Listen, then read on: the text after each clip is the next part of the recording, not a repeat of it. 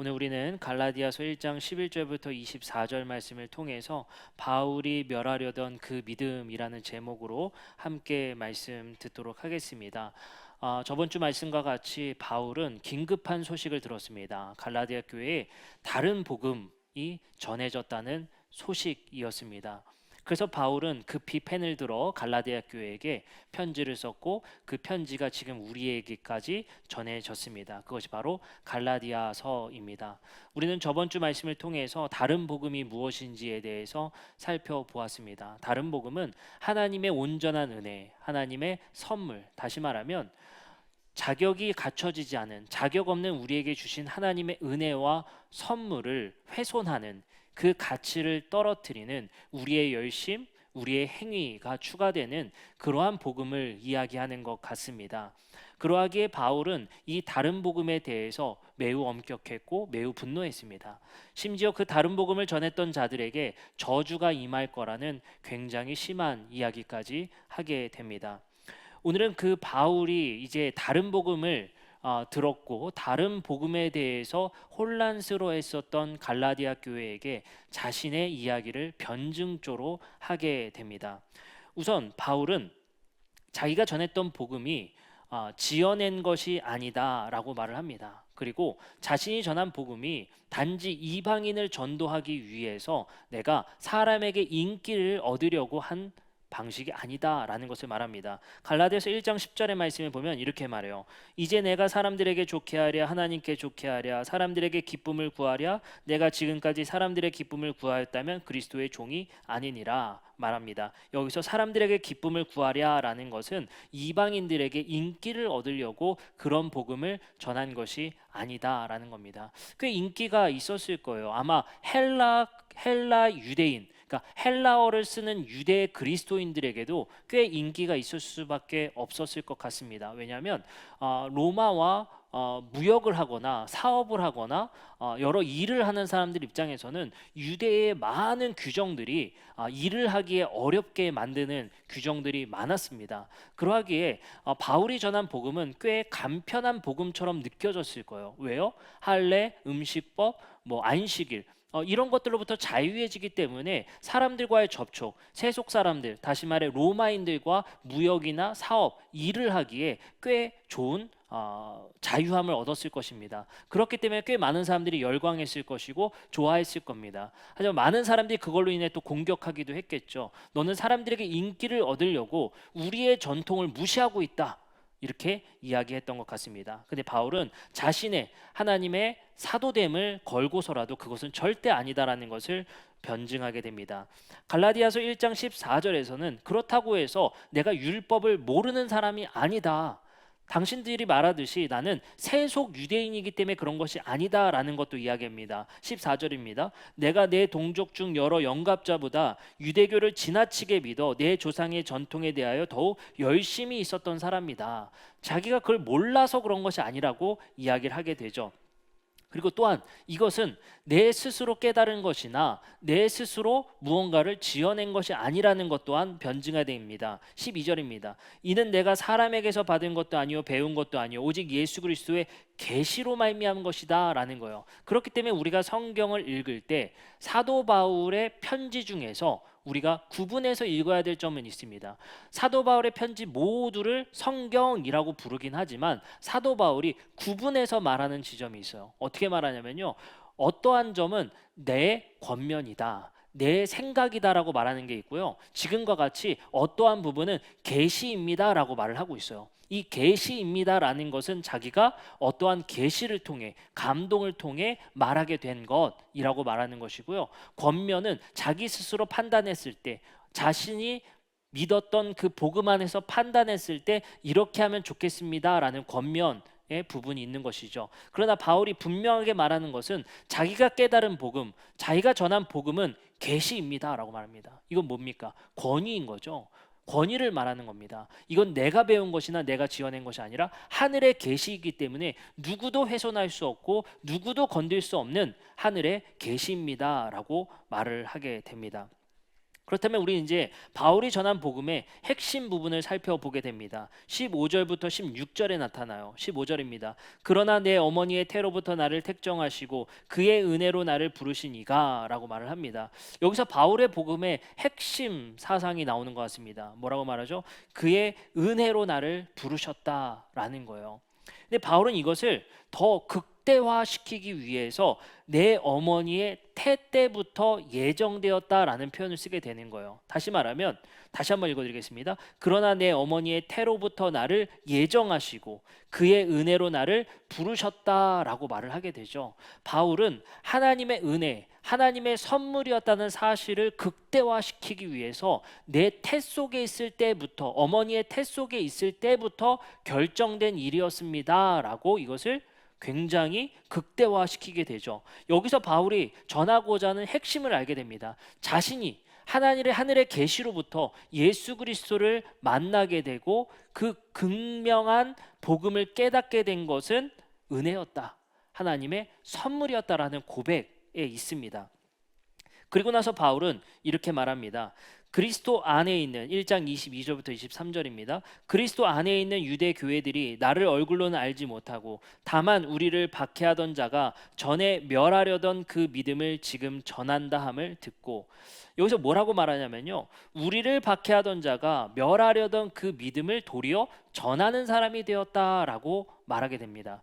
그래서 오늘 우리가 살펴볼 말씀은 핵심은 뭐냐면요, 멸하려던 그 믿음이 뭔지를 살펴보려고 합니다. 바울이 멸하려고 했던 그 믿음이 뭔지 말입니다. 그것은 아주 쉽게 파악할 수 있습니다. 바울이 최초의 그리스도 교회에게 그것을 멸하려고 했던 신앙 또는 믿음의 핵심은 뭐냐면요, 사도행전 2장 36절에 이렇게 말합니다. 그런즉 이스라엘 온 집은 확실히 알지니 너희가 십자가에 못 박은 이 예수를 하나님이 주와 그리스도가 되게 하셨느니라. 5장 42절입니다. 그들이 날마다 성전에 있든지 집에 있든지 예수는 그리스도라고 가르치기와 전도하기를 그치지 아니하니라. 핵심은 여기에 있어요. 첫 번째 핵심은 뭐냐면 이 예수를 하나님이 주와 그리스도가 되게 하셨다. 어떤 사건을 통해서요? 부활을 통해서. 예수가 주와 그리스도가 되게 하셨다. 누가요? 하나님이. 그래서 바울과 많은 사람들은 예수의 부활 사건이 곧 하나님이 예수를 인정한 사건, 주와 그리스도로 임명한 사건으로 여겨지게 됩니다. 왜요? 부활이라는 것은 사람이 할 수 없는 일이죠. 신만이 할 수 있는 일인데 그것이 일어났단 말이에요. 자기들이 믿고 있는 신이 그 예수를 살리셨다라는 말은 곧 그들에게 뭘 의미하게 돼요? 이분이 진짜 그리스도다. 이분이야말로 진짜 우주의 주님이시다라는 것이 선포됐다는 거예요.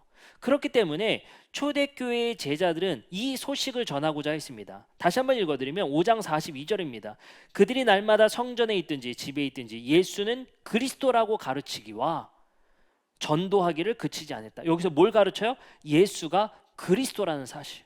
예수가 진정한 그리스도라는 사실이에요. 복음서도 다 마찬가지입니다. 복음서의 마태, 마가, 누가복음 모두 한 가지를 목표하고 있어요. 너희는 나를 누구라 하느냐? 주는 그리스도시요 살아계신 하나님의 아들임을 가르치는 거예요. 그 복음서는 예수 그리스도의 탄생부터 해서 죽음까지 이르는 그 스토리를 통해서 예수가 진짜 주님이고 그리스도라는 사실을 말하기 위한 책입니다. 마찬가지로 사도행전에서도 예수야말로 진짜 그리스도이자 우주의 주님이심을 가르치는 이야기들로 구성되어 있습니다. 근데 그들은 그것을 어떻게 믿을 수 있었죠? 제자들은 다 도망갔지만 어떻게 다시 모여서 그가 그리스도임을 믿을 수 있게 됐죠? 이 사실이 굉장히 놀랍습니다. 왜냐하면 당시에 그리스도라고 자칭하는 사람들은 수십 명에 이르렀었어요. 많은 사람이 다윗과 같은 그리스도, 하나님의 통치권을 부여받은 진정한 왕이 이 땅에 오실 거라고 믿고 기다렸습니다. 당연히 사이비도 많았겠죠. 내가 자칭 그리스도라고 말하는 사람도 많았겠죠. 그 사람들이 대부분 사형에 처해지거나 도망가거나 거짓이 밝혀지게 됩니다. 그런데 역사상 유일하게 자신이 그리스도라고 말하고 죽은 후에도 그 공동체가 존재했던 곳은 교회, 바로 예수를 그리스도로 믿는 집단뿐이었습니다. 놀라운 일이에요. 사실은 자신이 따랐던 리더가 지금 어느 이단도 그렇죠? 죽으면 어려움을 처해지게 될 거예요. 누가요? 교주가. 영원히 산다잖아요. 그러면 그 종교가 흩어지게 돼 있단 말이에요. 아니면 다른 것을 믿게 돼 있단 말이에요. 그쵸? 그렇기 때문에 당시에도 많은 그리스도라 자칭하는 사람들이 죽었을 때 그 공동체는 대부분 와해되게 됩니다. 없어지게 돼요. 그러나 놀랍게도 예수를 그리스도로 믿었던 종교는 예수가 죽었음에도 불구하고 2000년이 넘는 역사 속에서도 이 공동체가 유지되고 있다는 사실이에요. 어떻게 그럴 수 있을까요? 오직 이 종교만 왜 여전히 유지할 수 있었을까요? 자신들의 리더가 죽었음에도 불구하고 부활하셨기 때문에 그래요. 하나님이 그를 살리셨기 때문에 지금에 이르기까지 그가 여전히 우리 곁에 계시다는 사실을 믿는 거예요. 그렇기 때문에 우리는 2000년이 넘는 역사 속에서도 유일무이하게 예수를 그리스도로 여전히 믿는 종교입니다. 바울은 이 사실을 믿지 않았습니다. 그가 십자가에 죽었다고 믿었으며 그 공동체, 그 교회가 유대교를 위협한다고 생각했습니다. 왜 그렇게 위협적으로 느꼈을까요? 아마 두 가지 정도 있을 것 같습니다. 첫 번째는 예수를 그리스도로 믿는 정도가 아니라 그들은 예수가 하나님과 동등된 분이라고 여겼습니다. 예수를 하나님처럼 예배하게 됐죠. 그것이 유대교인들 입장에서는 우상 숭배에 가까웠어요. 두 번째는 이게 굉장히 중요한 사회학적 문제입니다. 유대교는요, 로마 당국으로부터 공인된 종교였어요. 그렇기 때문에 유대교만 열애되는 게 있었습니다. 뭔지 아세요? 우상 숭배를 안 해도 됐어요. 제사, 그러니까 그 로마의 신들에게 제사 지내는 그 일에 참여하지 않아도 유대인들은 열애됐었습니다. 왜요? 공식 종교로 인정받았기 때문에. 근데 예수를 그리스도로 믿었던 종교도 로마 당국에 이것을 굉장히 끊임없이 요구했습니다. 자신들도 로마 당국에 제사하는 일에 배제시켜 달라라고 얘기를 했죠. 사실은 유대교 입장에서 너희는 우리랑 달라라고 여길 수 있을 법한데 그들도 함께 하자니 로마 당국에 혼란을 주게 됐고 이러한 부분들이 유대교인들이 굉장히 싫어했습니다. 그런 부분들이 아마 바울의 심기를 건드렸던 것 같습니다. 그래서 바울은 그 초대 그리스도교, 예수를 그리스도로 믿는 사람들을 멸하려 했던 것이죠. 그날 바울이 다메섹에서 예수를 만나게 됩니다. 바울의 고백, 그러니까 바울의 이야기를 전해 들어서 쓴 사람들은 바울이 다메섹 도상에서 환상 중에 예수를 만난 장면을 이야기하지만 본인의 고백상으로는 내 안에 예수를 체험했다라는 표현을 쓰게 되죠. 사뭇 다르긴 하지만 어쨌든 예수에 대한 체험, 예수의 부활에 대한 체험을 강력하게 바울이 했던 것은 틀림없었던 것 같습니다. 그 사실을 통해서 이 예수가 진짜 하나님께서 택한 그리스도임을 바울도 믿게 됐다는 사실이죠. 근데 바울이 깨달은 바는 여기서 그치지 않습니다. 고린도전서 15장 3절부터 4절의 말씀에 이렇게 말합니다. 내가 받은 것을 먼저 너에게 전하였노니 이는 성경대로 그리스도께서 우리 죄를 위하여 죽으시고 장사 지낸 바 되셨다가 성경대로 사흘 만에 다시 살아나셨다. 이 두 가지를 강조하게 돼요. 바울은 예수가 그리스도인데 어떤 그리스도냐면 우리의 죄를 위해 죽으신 분이고 그리고 살아나신 분이야 라고 얘기를 합니다. 근데 제가 자주 얘기했죠. 우리의 죄를 위해서 죽으셨다는 것은 여러분들 한 사람 한 사람의 도덕적 죄를 위해서 죽은 게 아니라 죄의 궁극적 실체의 메인바에서 끊어놓기 위해서, 궁극적 실체로부터 여러분들을 해방시키기 위해서 그가 죽으시고 살아나셨다는 거예요. 자, 로마서 8장 3절은 이렇게 말하죠. 그래서 율법이 육신으로 말미암아 연약하여 할 수 없는 그것을 하나님이 하시나니 곧 죄로 말미암아 자기 아들을 죄 있는 육신의 모양으로 보내어 육신 안에 죄를 심판하셨다는 거예요. 여기서 중요한 핵심 포인트가 있어요. 죄라는 실체의 사형 선고를 내리셨다는 표현이거든요. 그래서 하나님께서는 그 죄라는 실체들에게 결정적인 타격을 입힙니다. 그래서 우리가 어떻게 돼요? 그 죄의 실체의 매임으로부터 해방되게 됐다는 거예요. 요한복음은 이것을 좀 더 극화시켜서 얘기합니다. 이방인들이 찾아와서 제자들에게 예수 만나기를 간청합니다. 그러자 예수님께서 이렇게 말합니다. 그들이 갈릴리 베세다 사람 빌립에게 가서 청하이르되 선생님이요 우리가 예수를 뵙고자 합니다. 이방인들이 왔어요. 재미있는 것은요 예수님이 안 만나줘요. 이것도 희한한 일이에요. 안 만나줘요. 그 왜 그러냐면 아직은 이방인들이 알기 어려운 일이었기 때문에 예수가 거절하게 됩니다. 근데 궁극적으로 자신이 하실 사역이 무언지를 여기서 정확하게 말씀하세요. 이렇게 말합니다. 이방인들을 위한 얘기예요. 31절 32절입니다. 이제 이 세상에 대한 심판이 이르렀다. 이 세상의 임금이 쫓겨나게 될 것이다. 내가 땅에서 들리면 모든 사람을 내게로 이끌겠노라 하시니, 여기서 땅에서 들리면이 뭐예요? 십자가에 들리면이란 표현이에요. 십자가의 죽음을 통해서 뭘 하겠다고 하시냐면요, 이 세상에 대한 심판을 하겠다는 거예요. 임금을 쫓아내겠다는 겁니다. 여기서 임금이 뭐예요? 로마의 황제가 아니에요. 여기서 임금은 바로 죄의 실체, 죄라는 존재의 바로 결정적인 심판을 내리겠다는 거예요. 언제요? 내가 십자가에 달려 죽을 때. 내 안에 그 죄를, 모든 죄를 모아서 그것을, 이 세상의 죄라는 것을 폭로시키고 하나님이 그것에 심판을 내리겠다는 거예요. 바울은 이것을 정확하게 알고 있었습니다. 우리 이방인들의 문제는 우상 숭배라는 죄를 짓고 있는 존재라고 바울은 말합니다. 1장 23절입니다. 로마서 1장 23절에 이렇게 말해요. 썩어지지 아니하는 하나님의 영광을 썩어질 사람과 새와 짐승과 기어다니는 동물의 모양의 우상으로 바꾸는 자들이라고 합니다. 이건 이방인들이 이렇게 한다는 거예요. 그러자 이 우상 숭배하는 자들은 로마서 1장 28절부터 32절에 이런 행동을 하게 됩니다. 또한 그들이 마음에 하나님 두기를 싫어하며 하나님이 그들을 상실한 마음대로 내버려 두사 합당하지 못한 일을 하게 하셨으니 모든 불의와 추악, 탐욕, 악이 가득한 자요, 시기, 살인, 분쟁, 사기, 악독이 가득한 자요, 수근수근하는 자요, 비방하는 자요, 하나님께서 미워하는 자요, 능욕하는 자요, 교만한 자요. 이 모든 죄의 리스트들은 어디서부터 와요? 너희들이 우상 숭배해서 그래. 우상의 가치를 너희도 똑같이 따라하게 되는 거야. 우상을 닮게 되는 거야 라고 말해요. 근데 그 우상이라는 실체는 바로 죄라는 실체로부터 오게 된다는 거예요. 이 모든 것을 하나님께서는 궁극적인 그 악의 근원인 죄의 실체에 심판을 내리셨다는 겁니다. 그래서 갈라디아서 1장 4절에 바울은 이렇게 고백합니다. 그리스도께서 하나님 곧 우리 아버지의 뜻을 따라 이 악한 세대에서 우리를 건지시려고 우리 죄를 대속하기 위하여 자기 몸을 주셨으니, 우리를 이 죄로부터 해방시키기 위해서, 다시 말해 이 악한 세대에서 우리를 건지시려고 그 일을 하셨다는 겁니다. 고린도전서 15장 24절부터 25절에는 이제 이 악한 세력을 끝낼 때가 오는데 이렇게 말합니다. 그 후에는 마지막이니 그가 모든 통치와 모든 권세와 능력을 완전히 멸하시고 나라를 아버지 하나님께 바칠 때라. 그가 모든 원수를 그 발 아래 둘 때까지 반드시 주님께서 우리의 왕노릇 해주실 겁니다 라고 말하는 거예요. 주님께서는 이 마지막 시대가 오기 전까지 이 세상을 통치해 주십니다. 교회의 머리가 되셔서 우리를 통치해 주십니다. 그리고 우리의 갈 길을 알려주십니다. 그리고 여전히 세상의 임금과 통치와 권세자들은 이 세상에서 득세하게 됩니다. 이제 하나님께서는 마지막 날이 오게 될 것이라 말씀하십니다. 그 날은 이제 주님께서 그 모든 것을 멸하실 날이라고 표현합니다.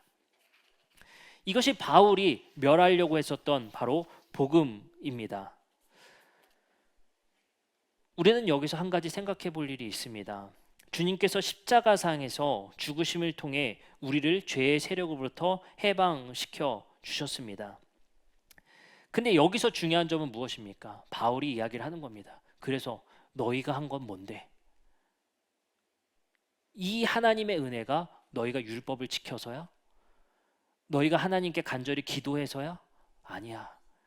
이유 없는 하나님의 은혜였어.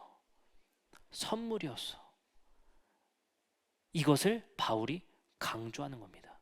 이 모든 역사의 드라마는 하나님이 전적으로 하신 일이야. 그것이 하나님의 의로움이고 하나님의 신실하심이야. 근데 거기에 감히 너희가 무엇을 붙이자고 하는 거냐? 너희가 무엇을 더 붙이려고 하는 거냐라고 바울은 이야기하는 것입니다. 여기서 우리는 한 가지 중요한 이야기 한 가지 보고 오늘 설교를 마치도록 하겠습니다. 굉장히 마음이 급해요. 자, 요거 하나 하면 이제 마칩니다. 뭐냐면요, 이 이야기가 드라마틱하게, 저는 가장 극명하게 드러나는 이야기 한 가지가 있어.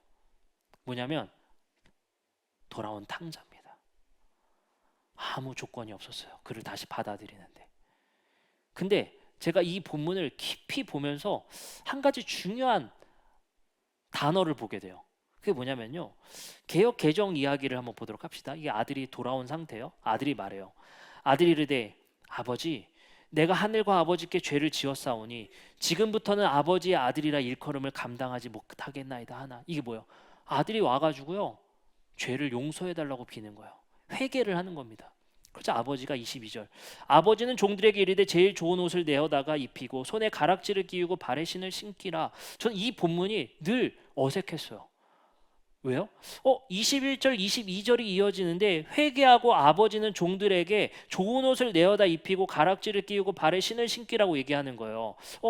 뭔가 22절이 아니라 뭔가 21절 다음 구절이 빠진 것 같은 느낌인 거예요. 대답을 안 해줘. 이게 요즘 말로 뭐예요? 씹었죠.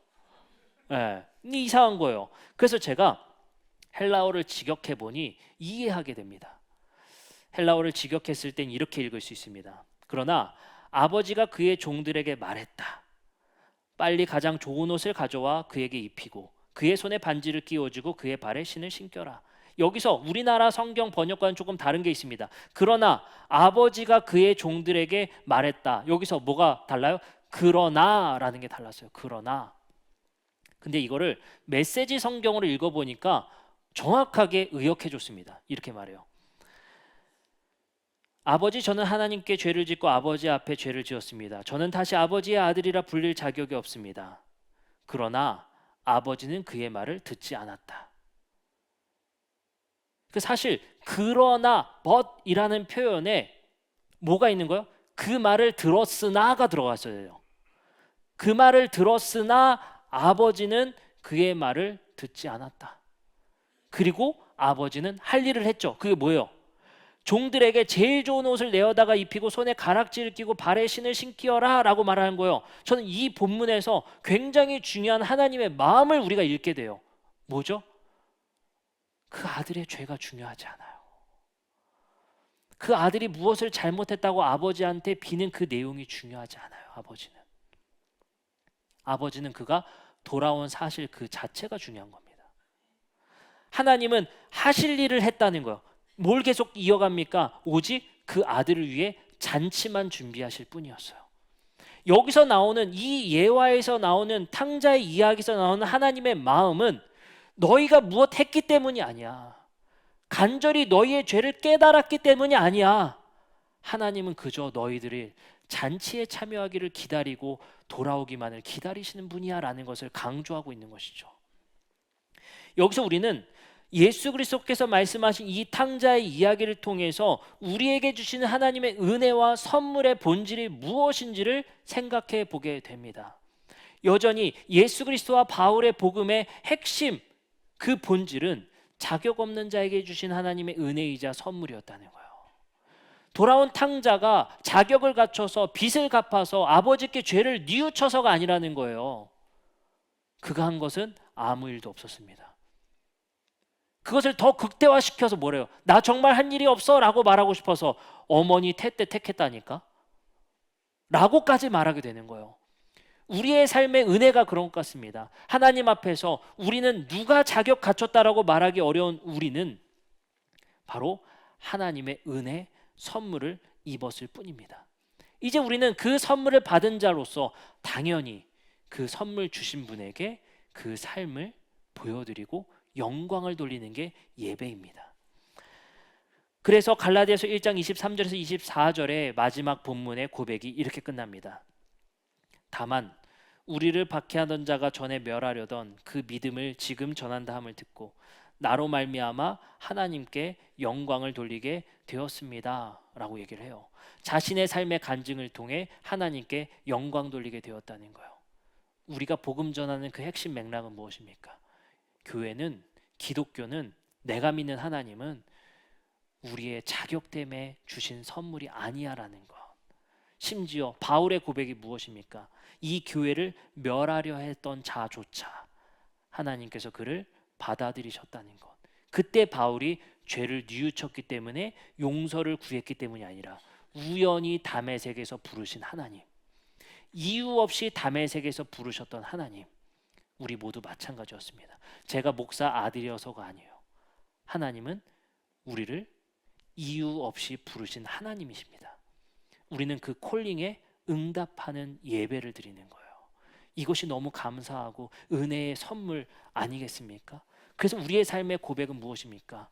괴수 중에 괴수인 나를 이유 없이 부르신 하나님에 감사할 수밖에 없는 거예요. 저는 착각했던 것 같아요. 우리 아버지가 목사님이었기 때문에 제가 기독교인인 줄 알았습니다. 하나님을 믿는 줄 알았어요. 그러나 우리가 하나님을 믿고 하나님의 부르심에 힘입을 수 있었던 것은 자격 없었고 이유 없이 하나님은 우리를 부르셨다는 사실이에요. 그것에 우리는 자격을 논할 수 없고 우리의 열심을 논할 수 없고 내 능력을 논할 수 없다는 사실입니다. 그렇기에 하나님 앞에서 우리는 모두 동등하다라는 것이 복음입니다. 우리는 오늘 말씀을 통해서 하나님께 받은 이 선물을 이제 하나님 앞에서 누릴 자격이 있습니다. 죄의 세력으로부터 해방된 우리는 자유함을 얻어 하나님 앞에 영광 돌리는 자들, 우리의 삶의 간증을 통해서. 그래서 예수님은 우리에게 이렇게 많이 말씀하셨던 것 같아요. 겸손하라. 왜요? 자격이 없었으니까. 우리의 겸손을 통해 많은 이웃들이 하나님께 영광 돌렸으면 좋겠어요. 우리의 겸손의 삶을 통해 많은 이들이 하나님께 영광 돌렸으면 좋겠습니다. 이 시간 우리 함께 찬양하고 함께 기도하고 우리 예배를 마치도록 하겠습니다.